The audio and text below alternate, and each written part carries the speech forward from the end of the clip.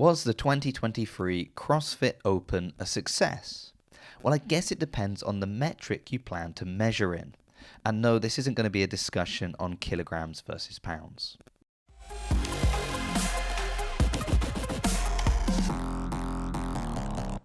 Yes, the CrossFit Open is now over, and for the vast majority of us, this is an end to our official CrossFit season. Of course, the fitter among us will be moving on to quarterfinals and then semifinals and eventually the games. And while it's easy for us to remember that it's just a small minority of people that will actually make it to the CrossFit Games, it's important to keep in mind that it's also a minority of people that will make it to quarterfinals. And a large portion of people that sign up for the Open in the first place know they have no chance of making it to quarterfinals. Of course, when we talk about quarterfinals, there will be people this year that made it in when they just missed out last year, and likewise we'll have people that made it in last year and unfortunately have fallen short this year. We're also going to have people in the Open that had to withdraw due to injury, and then we've also got Tia crushing the majority of us even though she's pregnant.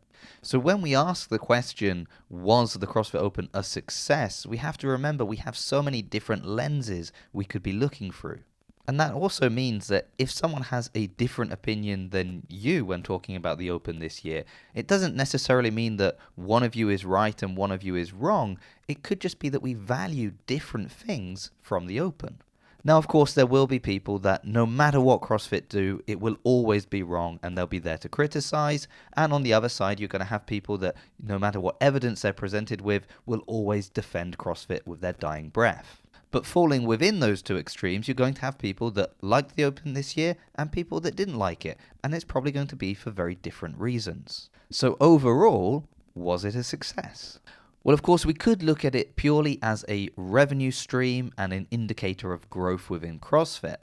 And if we want to do that, we can see that we had an almost 10% increase from last year, with more than 323,000 people signing up for the Open. And while this is still some ways off from the absolute peak we saw in 2018 with the 429 plus thousand signups, it is at least the third year in a row that we are seeing steady growth within the signups for the Open, indicating that things are trending in the right direction, even if there is still some way to go.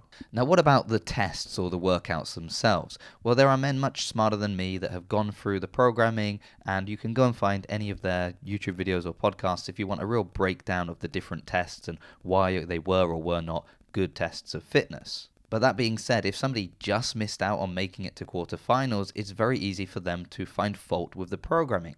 Likewise, if somebody just made it into quarterfinals, they're probably quite favorable of this year's programming. And probably another key factor to keep in mind is that when we look at these as tests, they are just a portion of the test that will eventually get people to the games.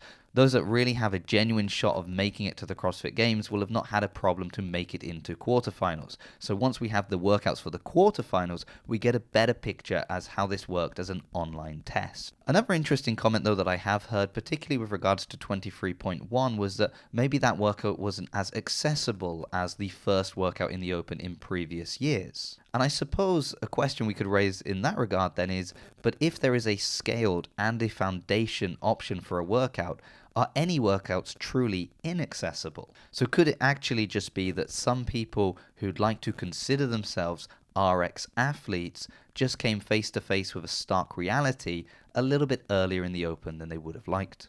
And finally, when thinking about the Open, what about that large majority then? Those people that knew they had no chance of going to quarterfinals. Because I'll be honest, I saw a tremendous amount of criticism towards the Open this year online, but very little, if any, at my local affiliate. It just seemed that the majority of members really enjoyed their experience of the Open. Whether it was their first time or their 10th time, they had a good time. We still had people getting firsts, maybe their first muscle up, their first wall walk, their first set of double unders, whatever it may be.